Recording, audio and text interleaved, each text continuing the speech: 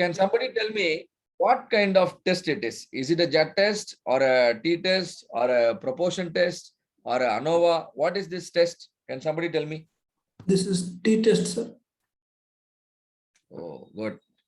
Very good. So this is T-test. t-test because I told you only some reference value has been given. Some reference value is given and you have taken a sample and you are comparing the sample against the reference value.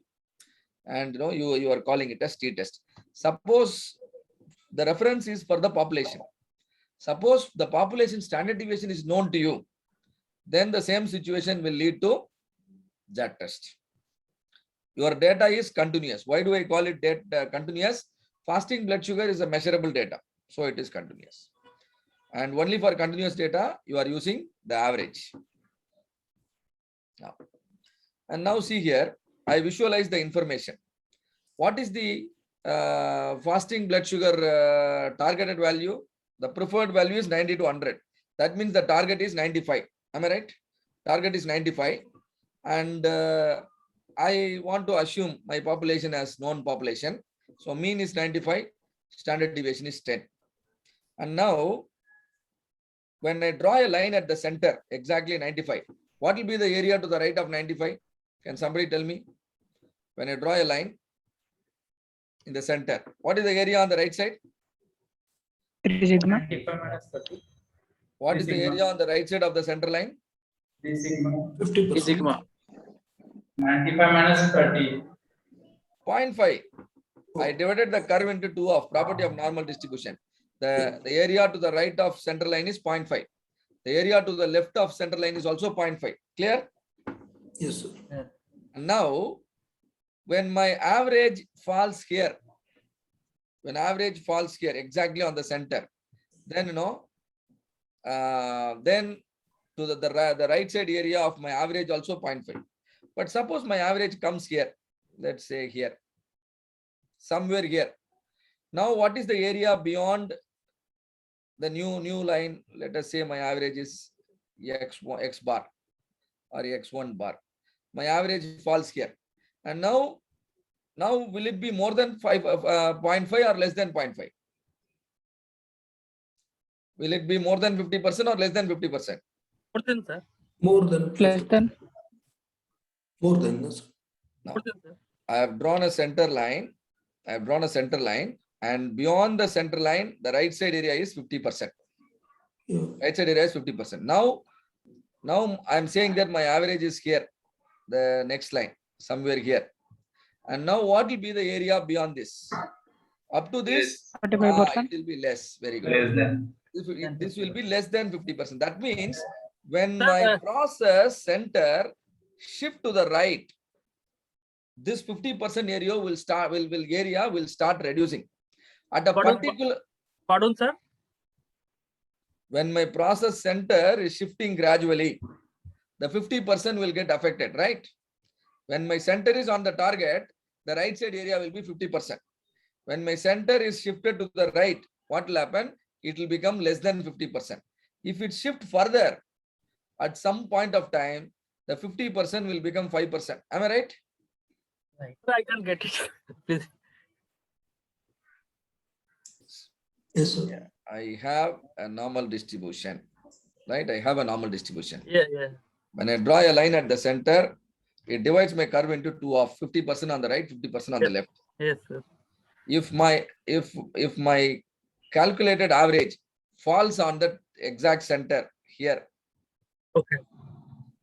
and I am very clear, the area to the right of my average is 50%. Okay. But sometimes my calculated average may be here. And now the area to the right of the average will be less than 50%. If it keeps on moving, 50 will become 40, 40 will become 30, 30 will become 10.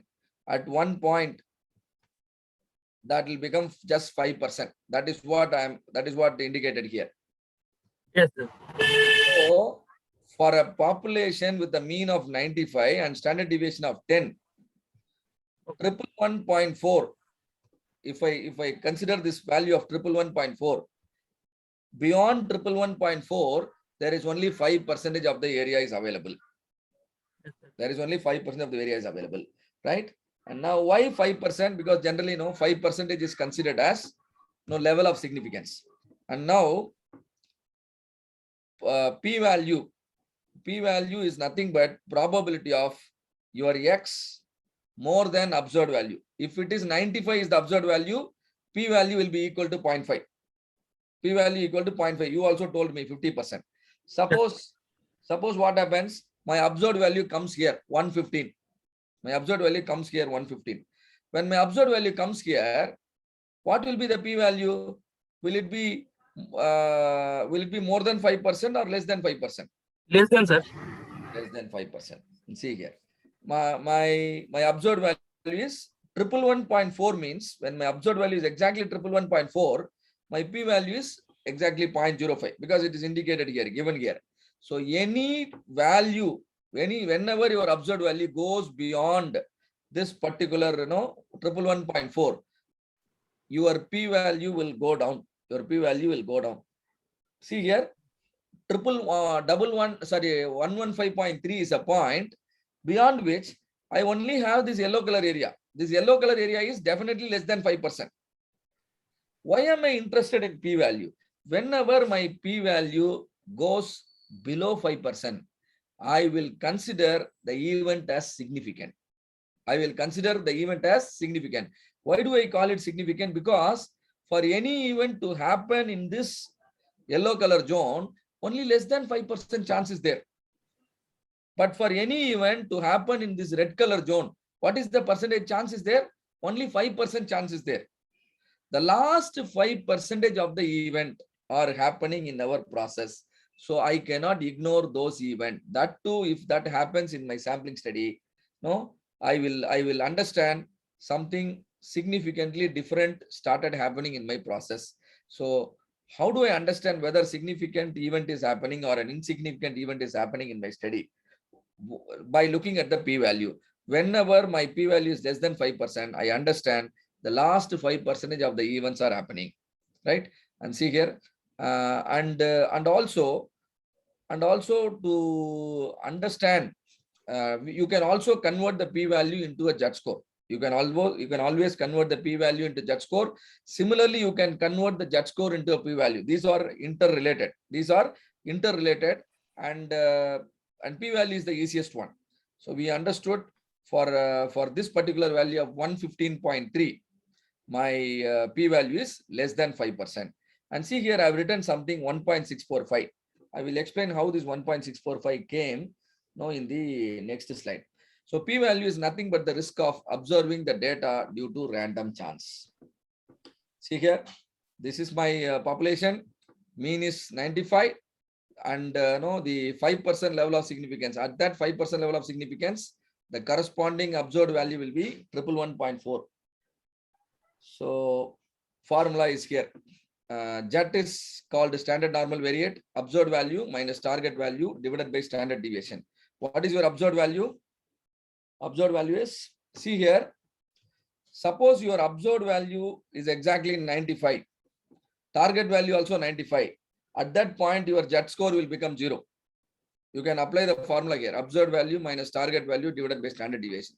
Observed is 95, target also 95. When both are same, Z will be 0. When Z is 0, you are at the center. The right side probability will be 50%. And similarly, let us calculate for 111.45. See here, 111.45 is here. And I calculate, use the same formula. 111.45 minus 95 divided by 10, because 10 is the population standard deviation. How much you are getting? 1.645. And that is what I have shown in the previous slide also. You can see here, 1.645. But it is very difficult for us to remember the Z-score and then, compare whether the event is significant or not. But the best method is whenever your Z-score becomes more than 1.645, your p-value will automatically reduce below 5%. So the best method is understanding the significance using the p-value and not using the Z-score, right? And that is what we have calculated. So the formula here is Z-score is observed value minus target value divided by standard deviation. So for 111.45, the p-value is probability of X being 111.45 and above. And what is the probability available for 111.45 and above? It's only 5%. So when your p-value goes below 5%, it is very evident that something from the red zone is happening. Something from the red zone happening means it is significant zone. So standard normal table is there. You don't have to really, worry a lot about all these values, but all these values are tabulated properly. Whatever we calculated are tabulated. For example, for a 5% level of significance, for a right-tailed study, or for a right-tailed study, where your judge score whenever goes above 1.645, p-value will go below 5%, right? And similarly for a left-tailed study, whenever your judge score goes beyond minus 1.645, your p-value will go 5%. But for a two-tailed study, judge score will be different, 1.96. So your judge score can tell you whether what is happening in your business process is significantly different or not. But judge score can keep on varying, but p-value, it always same with respect to the level of significance. So that's why I said p-value is an easiest method, right? So you can compare the p-value with your level of significance. For a 5% level of significance, when p-value is less than 5%, you can understand something significantly different is happening, so you can reject the null. Similarly, when p-value is when level of significance is 1%, then you will be comparing your p-value with 0.01. When p-value goes below 0.01, we will consider the study as significant. Suppose if the level of significance is 10%, then p-value is compared against 0.1, right? So decision rule using p-value. P-value is the risk of observing the data due to random chance. P